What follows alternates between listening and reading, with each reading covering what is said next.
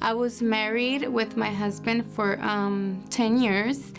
When we had our first baby, I had him at 6 months, at 24 weeks and 4 days. So he was a preemie, and you know, when you're a mother, you're expecting a 10-pound baby or a big baby, and he was super little, and he was in the NICU for 4 months. When my daughter was born, my husband was very distant. He lost his job in the oil field, so he didn't have money to provide, and for a man, that's something like they want to provide for your family.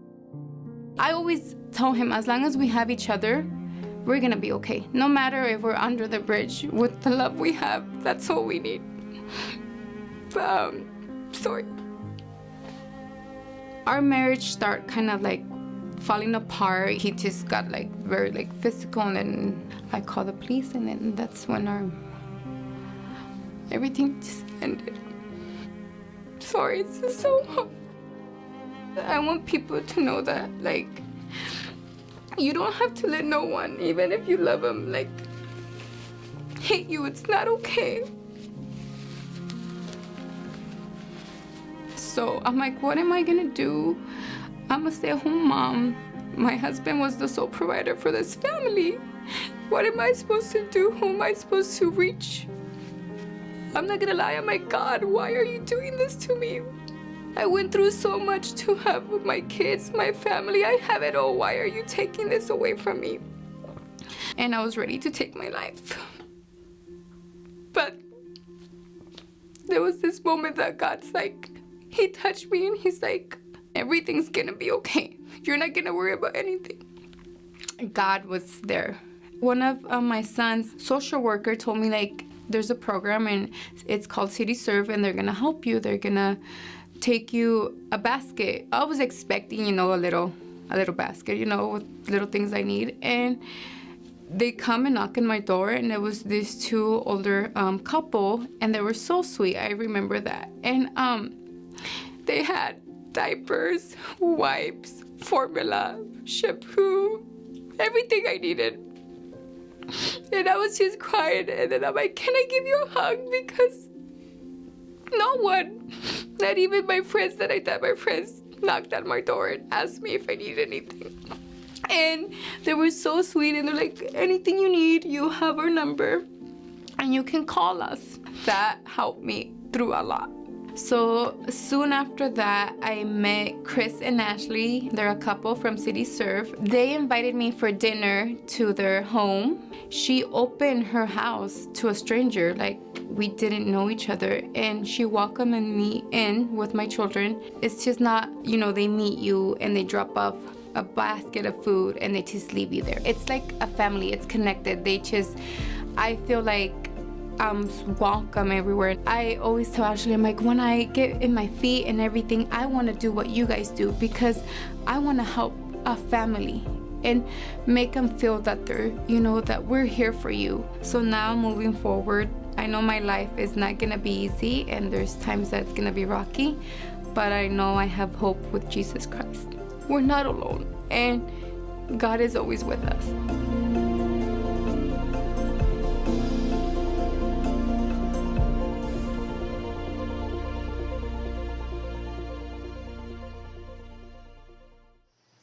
I love starting off our time together with us sharing stories. Rosario was very special to us because we really started off CityServe, and she was one of our first beneficiaries from Canyon Hills Pod. And it was great to see her as families in the church were able to connect and be the hands and feet of Jesus and connect her to a deeper community in the church body. That has really helped her just, like she said, navigate through whatever life throws at her. So I hope that's inspiring to you guys. So as we get started today, the outline for today is to go over some topics that could really fall under two buckets: onboarding and training your pod, and pod communications. And in communications, we'll talk about how you as a hub/affiliate are communicating with your pod, and as well as supporting them and how they communicate CityServe and train their church body. So to start off, I would love to have Carl, we know him, Vice President of Affiliates, to just make a couple of remarks as far as how the pod is the hero of this story, God's story. Carl? going to be a lot of content, so I don't want to take time, but let me just make this comments, because, as we onboard, there's a couple of things to think about. Obviously, as we say, we're church centric, making the church the hero, that means really two parts, especially in the kind of technical language. In the app system, you have the pod, but then you have the hero network, which is God's people in the church. And as we know, the scripture instructs our leadership to equip the saints for the work of ministry. In fact, every church, what we would love to see is higher participation of the people that come every Sunday and sit in our pews. How do we mobilize God's people to just love a neighbor? And doing that needs to be done, I think, in a couple of different ways. Every church will have its own culture, but it's some of the pods has been great, inspiring. Testimonies has always been important, but providing kind of the right resources and doing it the right way, where we manage expectations. Because if we're honest, and I think today as we go through some of this training, if we're honest, there is a reason why we have a fairly low layman participation in our church across our country. In fact, in the whole Western church, this has become true, because we have turned the church model into the idea, if I come 1 hour on Sunday and attend, give decent in the offering, I'm a good believer. Now, changing that is not an overnight idea. That's convenient. It's nice. And we have steeped that idea into lots of believers. Now, I served for decades in mission context, and in fact, lots of persecuted churches. We pray even for Afghanistan and the church there. Every persecuted context, you have a high layman participation. Changing that, doing that in a context where people kind of grab on and feel good, I think will be with great testimonies and wins. And that is done by heroes, the people. Even though we call the pod a hero, that's really a lot of work in the pod context when we talk about onboarding a pod and the leadership of a church, and getting them to see that, if this doesn't happen from the pulpit, we make, in fact, the churches sign a covenant just for that importance. They got to be on from the pulpit. You got to talk about it, celebrate the testimonies and the wins. And in fact, the early stories that was the most important in all the onboarding that we've seen has been when churches have innovative pastors seeing or able to grab on to resources and get those incredible testimonies that other people say, wow, if they can do it, I can do it too. But anyhow, this is going to be a great day. We have an incredible team, and Chrissy and Jason and Jenny and Tony. I know they will do good. So blessings. Good to see everybody, from all over the country. Alphonse and Florida, Tamron and Todd. Good to see you, all of you. Blessings, guys. Thank you, Carl. Remembering, as we're talking about onboarding and training your pod, your church is your first pod, right? Your church is your first pod. So you're going to learn really well how to train other CityServe pods that are part of your collaborative network. The best way to train them is when you are learning how to serve with CityServe resources yourself. So all of this put into practice with your own pod first, and you'll really get a better know-how on how to train as well. So I think that's it. Now I'm going to give it to Jason, our Executive Affiliate Development, and he's going to dive into that pod onboarding and training. Jason? Yeah, thank you, Christy. It's good to be with everybody today. Appreciate your time and taking just a few moments to walk through just some good questions and some good overall strategy and just processing on what it looks like to onboard our pods and to train our pods. And ultimately, as affiliates, when we look at the growth of CityServe in each of our states and regions, the pods are the local church for us as affiliates is really our focus. And so this is such a great opportunity to dig in. And so I hope there's some great questions at the end, but look forward to sharing this with you today. So let's go. So just as a quick reminder, as we look at developing the CityServe pod, there is a process to becoming a pod. This is the overview of what that looks like. And the first step really is to apply. So this is for a local church in the community that sees CityServe in action, hears about it, comes across the website, and wants to submit an application online. And then we walk through orientation, which is just a general get to know you, get to know us opportunity for those potential pods. And then we get into training, which is where the activation comes. And then we get into the fun stuff, which is where we get the opportunity to see pods beginning to serve their community with the resources that are provided through CityServe. And then the empowerment part, where we get to see as a church community and as a CityServe community, the heroes come alive and be able to serve those in their given area of reach as the pods continue to onboard. So this is just a general overview. The next slide that we have is this application process. And so we're going to kind of break this down as we go through the process. But a pod application is that first step. In order for any local church to become a pod, this is the requirement in order for us, one, to understand and to know our local churches that are applying a little bit better, but for them to be able to also understand and hear from us on the vision, mission, and really the philosophy of CityServe and kind of this get to know you moment. And so what we ask in the application is a couple of things. One, we want to know who's going to be that person that's going to spearhead CityServe within their local church. And Christy, we lost the share screen. I know. I'm sorry. Okay. No, you're good. Oh, Frank's jumping on. Great. Yeah. So I'll just keep going. But so first of all, we want to know who that person's going to be within every pod that's going to spearhead that. And oftentimes, especially in the area that we're in Tulare County and kind of the center of California, we deal predominantly with churches of about 50 or so. And so oftentimes we're dealing directly with the lead pastor. And then we just need some basic information. We need a copy of the 501c3. This is their determination letter. And this is for our files. And this is part of our requirement when it comes to our contract agreement with those who provide the resources for CityServe. And then we also like to know any nonprofits associated with the church. And we've had some ask why. And the reason why is it gives us kind of a glimpse maybe into their church philosophy, maybe to some other relationships that could potentially benefit from CityServe, but oftentimes through their affinity network and through the nonprofits they're currently involved in, it kind of gives us an idea or maybe a glimpse of where their focus has been. And then this is the big nugget, and this is the one that typically involves a bit of conversation and probably even some coaching. And that's the executive summary and the objective and the goal. Probably the most common question that we get or the response that we get is from those churches, maybe who haven't walked through an executive summary of what it looks like to utilize a resource like CityServe to reach their given community. Maybe for most pods, they are trying to understand what that means in terms of their given reach area, or what is that area or that demographic that they've been called to. And so when we look at the executive summary, we looked at then the objective of how CityServe can be leveraged to empower their church.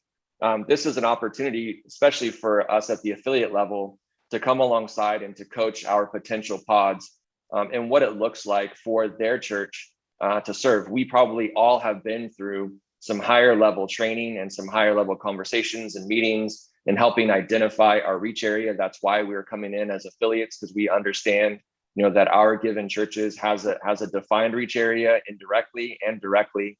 And this is an opportunity for us to pass along, this information to those who are our potential pods. And then there's the objective and then the goal. And this is where we're asking for a short-term and a long-term goal of where they see CityServe really being leveraged to reach their community. And so what I want to encourage and why this is highlighted is this is oftentimes where sometimes we've got to spend some extra time with our potential pods and helping understand maybe how to write an executive summary, what it looks like to come up with an objective, and then how to set some clear outcomes or goals within their church. And so I want to encourage each of us as affiliates to be willing to take that time and to maybe even offer some coaching through this process, because it can be a bit of a nugget for our potential pods to work through. Then the last couple of things is the project outline and then the solution. It's how the vision brings the solution to the demographic that they're called to reach. And this is really important that we get through the executive summary, the objective and the goal, the outcomes, because they're the only way that we're going to come up with a solution or have a project outline is if we do the hard work, if our pods do the hard work of walking through a summary, an objective, and a potential goal. So the second thing is the orientation. the orientation is really important, and it's a great step, and one that we actually require that lead pastor of every church to be a part of that orientation, or at least that person that is in the position of lead within the church that's gonna drive CityServe. Ideally, the lead pastor would be involved because, as we all know, vision leaks through the lead pastor. They're the one that typically carries the voice and the vision of the church along with their leadership. And so this is that top-down alignment approach that we all believe is successful in a number of different ways. But really, then that gives us the opportunity to walk through the why, which is Isaiah 58, but then it gets us to the 10 initiatives. This is a really important conversation as affiliates when we begin talking with our potential pods, because the 10 initiatives brings more to the table than just some resources that we are able to then use as tools to give out to our community. This is where we get into having the conversations about the orphan, the widow, the hungry. We get to have the opportunity to talk about all the 10 compassions that Jesus talks about, and give an opportunity to see that CityServe is more than just resources that we get to put in a warehouse, but there's actually an opportunity within a number of different ways for CityServe to be a part of helping change their community. Ultimately, what we get to then share and kind of bring to light is that CityServe very much is a collaborative network. We desire to collaborate with other nonprofits, with those in our given community, and our hope is that our pods will represent that within their given community. And then ultimately, we're talking about the hero, which is each of those that attend our church. These are the believers within each of our church, our attenders, our members of our church, that really are being called upon to take that step of faith, to be able to take that opportunity that as they are being discipled and as they are being changed, that they get an opportunity to share their faith, they get an opportunity to serve outside of themselves and be able to go and use these resources and leverage the resources that CityServe gives the opportunity, which you, the affiliate, obviously are the channel for that, to be able to reach their community. And then it's just some best practices on what that looks like and how to leverage those resources, and then what it looks like to have community engagement, walk through the Compassion Sunday, the 1=2 component of that. And then ultimately it's activation, right? How do we get to the point now where as a pod, we get to actually activate that church and get to see them actually move those resources and those 10 initiatives into their community? And then finally, it's the app. This is where we get the opportunity to share how we do reporting for the resources that we're able to extend to our local communities, and then how we leverage the app to be able to track that information, but also share stories. The one like we watched at the beginning, stories of life change, stories of how the local church or how the pod has been able to impact their community through the gospel by utilizing the resources and the tools of CityServe. The next thing is just an activation list, and this is so important. This helps keep us in alignment. It helps keep us moving forward. These are just some key things that as we look through what it looks like to activate a pod, these are some key things for us to keep in mind and also go over with each of our pods. The one thing that you may want to consider to spend some time and talk through really is the securing of storage and what that looks like. And then also the logistics of what it looks like to pick up those items and then to be able to store them. As churches are looking at space, and especially churches that maybe are of a smaller, like 50 to 100 people. I know for me, my church is about 200 people. We are filled with space. We brought in a container to be able to use as our CityServe, storage for us, because we didn't have a classroom. We didn't have any space on our campus. And so oftentimes it's really helpful to strategize and to think through those solutions with our pods. And then we want to get to the point where now we're walking through that covenant, we're verifying that nonprofit status. And then the exciting part is where we get to pick up and schedule that first pickup as we look at scheduling our first Compassion Sunday. The second part of this activation, or step 3, is the first pickup. This is where we've established who that leadership is. We've established that communication flow through between the affiliate and the pod, or the hub and the pod. We've had the opportunity to now introduce CityServe to that church through a Compassion Sunday. We've established those leadership roles and volunteer coordinators. They're going to help the heroes be able to get those resources out into their community so that they can share the gospel, who are also going to be a part of helping train and do the hero training within their given church. Once those things are in place, this is where we now have the opportunity to be able to have we've scheduled it. Now we get to pick up the GIK or the resources and bring them back to the pod. This is where the training really begins, the tangible training, because now we have the resources on site.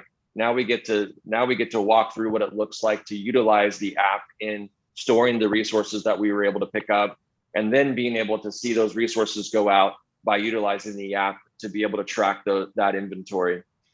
The other part is the important part too, is the inventory and the tracking. Such an important part for compliance for us as affiliates and for us as CityServe Network. This is how we honor the agreement that was set in place by those that are providing the resources for us. And step 4, this is compassion evangelism. I think for all of us, we have seen, especially in the last year and a half, that word compassion means maybe so much more. Maybe it means something a little bit different. Maybe it's a word that really challenges us now to see how our church and how our local pods can really affect change within the given community.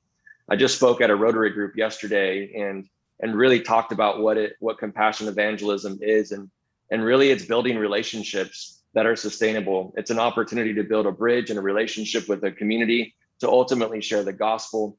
This is where and why we utilize these resources. Otherwise it's just stuff and we're just satisfying a moment. But through compassion evangelism, we're bringing the opportunity to share the gospel, to see life changed, and to see sustainable change in those relationships as we draw them back into the pod, into the local church. And those leadership roles and those coordinators are so important because they help keep the heroes going. They help keep them motivated. They help keep us moving forward so that as we continue to go out and take that brave step, maybe some for the very first time, of taking that resource out into the community, we can celebrate that. We can cheer that on, and then we can share in those moments where we see relationships built and lives changed. Step 5 is the empower part. This is the Compassion Sunday. And this is one where we get, as a church, to be able to share the vision of CityServe. How do we leverage CityServe within our given church? This is where, as an affiliate, it's really important for you to come alongside the pod to determine, is this something that, as an affiliate, that you have the resources in terms of key communicators within your affiliate that can share the CityServe story and how to leverage CityServe within that given church. This is really the role of the affiliate or the hub as you build out your CityServe network within your given state, to be able to come alongside those pods, to be able to share the vision and the mission of CityServe and how it can be leveraged within the church. And also too, coming alongside for that opportunity for sustainable giving. This is that 1=2 component that goes to help with transport costs, goes to help with refugees overseas, and the overall administration of CityServe Network. This is an opportunity as well for us to really put into alignment maybe some of those things as an affiliate, where maybe we want to schedule out our pickups related to when maybe those Compassion Sundays happen. Oftentimes we've seen where pods will continue to pick up and continue to send resources out, and it's great, but they have yet to have that Compassion Sunday to really share the vision of CityServe within the church. And the reality is that's really a disservice to the church, because what typically happens, it's a small group of people that are activated within the church, typically around that key leader, and the broader church, the whole church really doesn't understand or maybe know the vision of CityServe. And the other side of that too is it helps put into alignment the mandatory reporting that we have from our retailers, and also the hope and opportunity for sustainable giving. Okay. So there you go. Sorry, Jason. No, you're good. Okay, that was so good. Did you feel like there was anything else you wanted to add? No, I think the only thing I wanted to add is this really, as affiliates, is an opportunity for us to sow into the local church. And I think even bigger than helping, train them on logistics and warehousing and how-tos, which are all super important, right? This is part of sustainable foundation that's going to help them leverage those resources well. This is an opportunity for the kingdom of God to come together and to really live alongside each other in a way that's kingdom minded. this is an opportunity to help share, and not just in resources, but also in strategy and vision. And this is also what we've seen in our community, and we really saw it through the food box distribution, where now we get to leverage relationships at a higher level within our leadership of our churches to come together to pray for our community, to serve our community, and to love our communities well. And so as affiliates, I just want to encourage you to lean into those relationships with your pods, to lean into that kingdom mindset and what God can do through the relationships that are given as God weaves these churches together through CityServe. So there you go. That's so good. That's Awesome. so good. Can I add a couple of thoughts to that also? Yeah. Because as you onboard, as an affiliate, obviously, your church, you first got to be a pod before you start leading other pods. And sometimes, some hubs is kind of almost like, we just want to be a hub almost, but it's going to be difficult to inspire pods if we don't have some testimonies and real ministry in your church or at the pod that you're first starting to lead. It's the testimonies, and they look different. We have some churches to do almost like home makeovers, but and some is just out being creative with dog food and becomes almost like the dog food pastor in a small rural community. But that innovation, being out, getting testimonies and the community and getting that energy, without that innovation as a pod first, you will have a real hard time inspiring other pods and churches. What we're part of is a real culture shift. We talk about it as being easy. This is against the grain of the idea of I'm a good believer just coming to church one hour a week or two, maybe I'm a real good believer and I come Wednesday night and I attend another prayer meeting. The idea that the believer is challenged to just love a neighbor and adopt the neighbor and start building that relationship, that's a tough paradigm shift that we're looking to see in our country. There has never been a revival anywhere on planet Earth where not the believer is starting to reclaim the priesthood, what it means to not just love God, but also love a neighbor. And that's what we're part of CityServe, changing that definition. So this is beautiful, Jason. Sorry, just adding a couple of comments. Chrissy? That's so good. I do want to tell you guys, we're really excited because I have 2 deliverables to go with everything that Jason was saying today.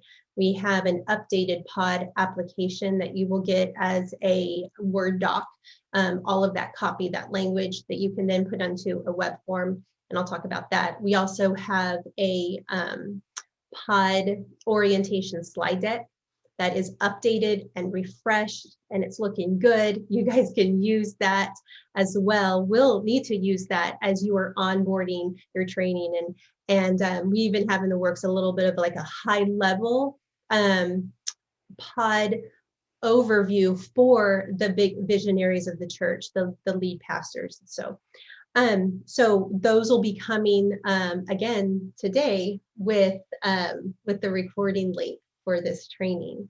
I want to dive into just a couple of moments before we open up for questions on the pod communications. And this is pertaining to how you communicate with your pods from your communications department, and how you support pods and how they communicate to their church body.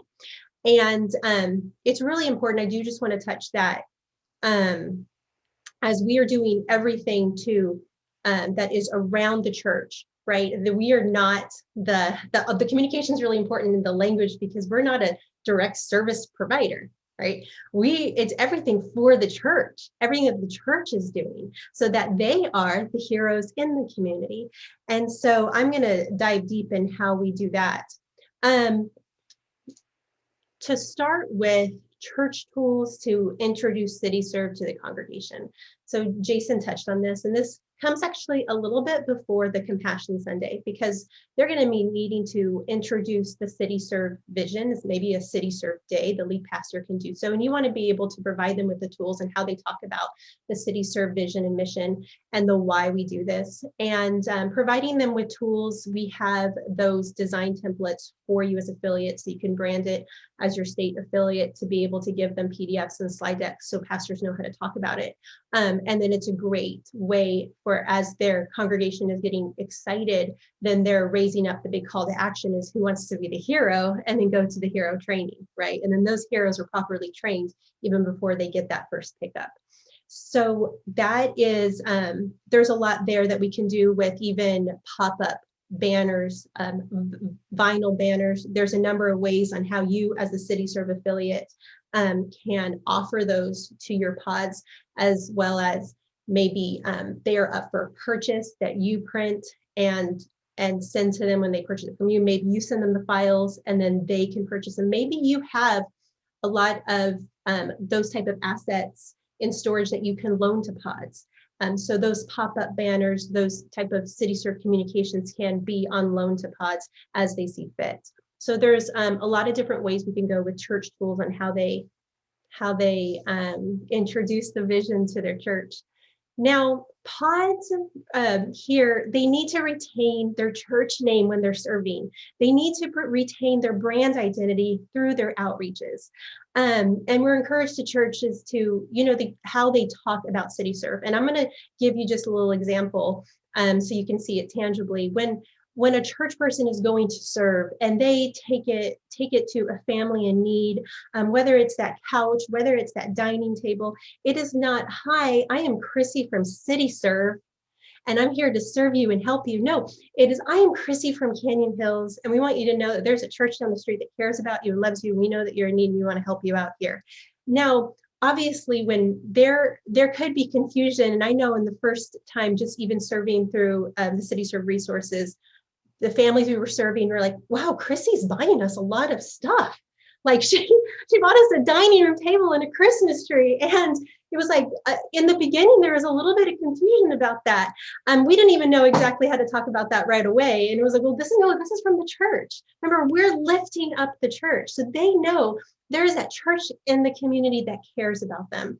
Now, of course, more detailed information as well. The church is able to do this via the CityServe Collaborative Network. That's fine. But this also helps you to reinforce that the CityServe is not a direct service provider.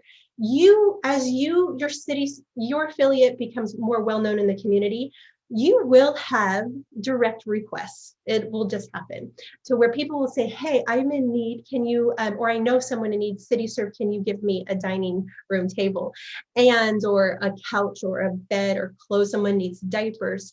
The best thing is that we're equipping the church to do so. It's the church people that are going and helping these people. And so that type of messaging could just really curtail some of that confusion. Now, moving forward with co-branded church promotions, though, and this is more when we're talking internally into the churches, when they're talking to the church body, and they are making, flyers. We have flyer templates and the hero training slide deck. That very much well can be co-branded with the church name. Canyon Hills and CityServe logos could be branded on those because the church is partnering with CityServe, but that's more internally in the church. So we want to be able to provide our pods with that.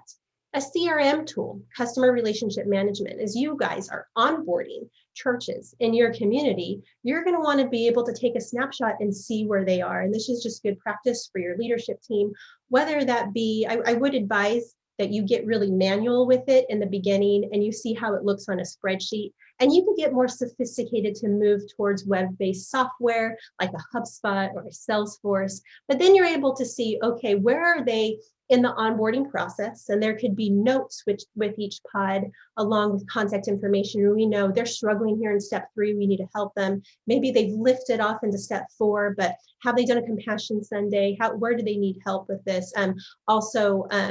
So you're able to see where they need support. And then also your numbers. How does it look in our network? How many have we already onboarded and are serving?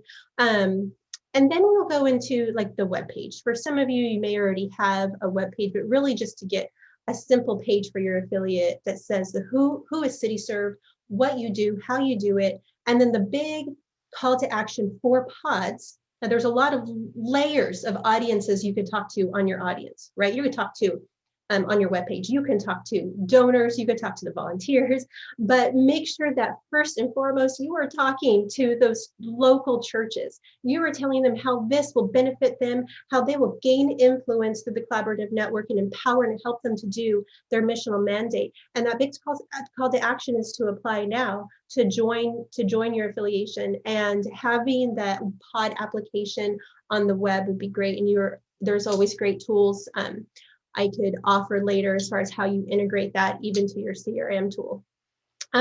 Communication from your hub to your pod monthly newsletters. There's great things when you guys are doing new developments, social community events, stories, initiatives of that is really region specific, is great to share.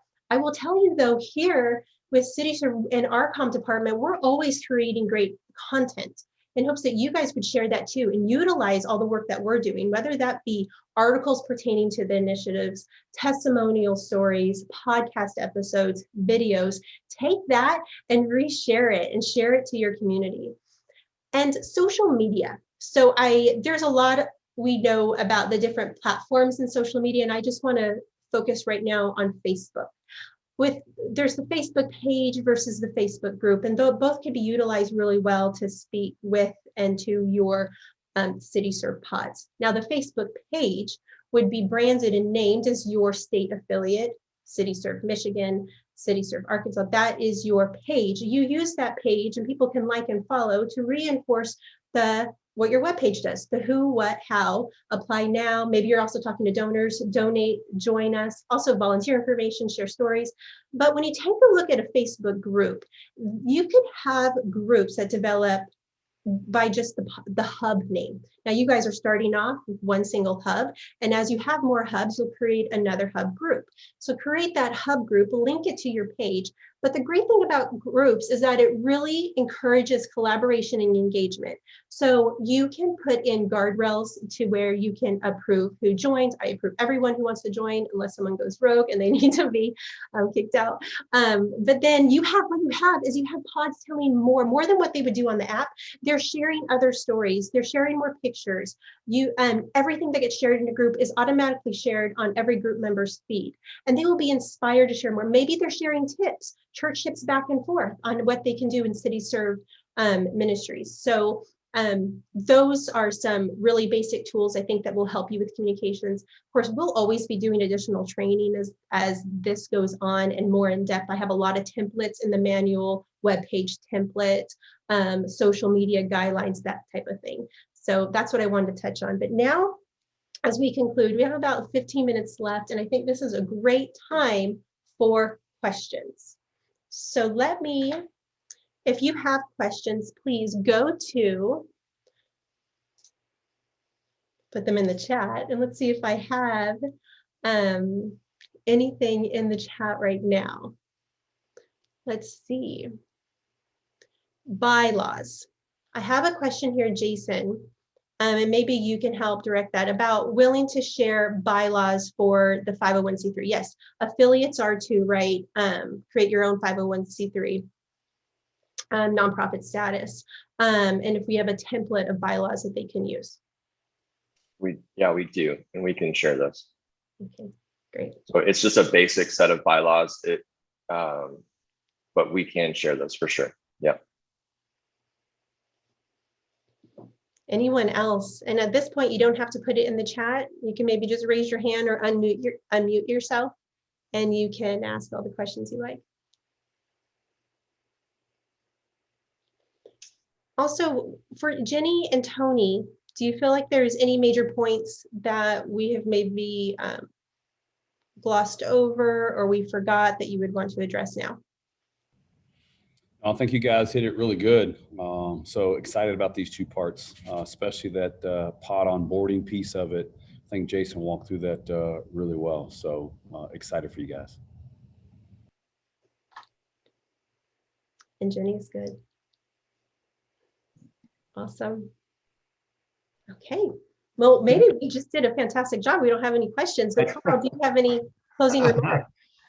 Let me add again, still because I think that we maybe haven't crossed this, but I want to overemphasize this. I think that early on, we're doing some things. Goods in kind outreach is not new by any shape or imagination, but the idea still of mobilizing the believer, is true in the Western church. We all know that, statistically 53%, according to Barna, doesn't even know, in the believer evangelical church, doesn't even know what the Great Commission is.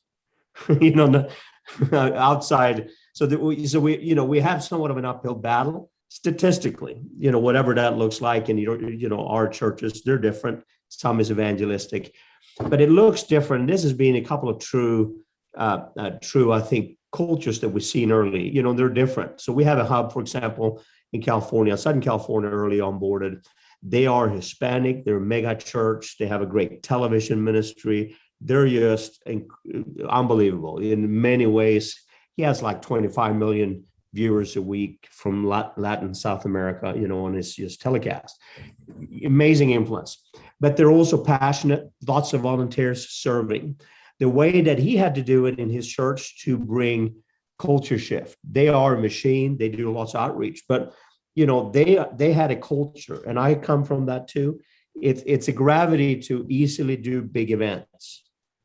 That's what we are. A lot of we're good at it, and it's easy, and it is not. We're not against it. We think it's wonderful, but what we talk about though is doing the hard work of changing the culture, that we don't just do an event once a quarter, once a month on a parking lot, because we get it. I've done gospel festivals all my life. Yes, we can get them to lift their hand, they pray with us, but unless we build a relationship, plug them into some context, are we really helping people long-term, discipling, getting them plugged into a church context? In fact, the hard work of building this machine of a believer or a group or a church or a pod out every day, it's beautiful when we start seeing churches grab onto it. And they just started having a big part of the church being out every week. It's a machine that goes on every week, and people are just being added to the church. And it's not just based on an event or two or something a month. That is the hard work we're believing is part of that culture shift. So you're fighting a little bit that culture gravity of we want to have events. That big church that is event driven, they created, of course, their television ministry. They created every week a massive on Sunday morning testimony, almost like a whole makeover.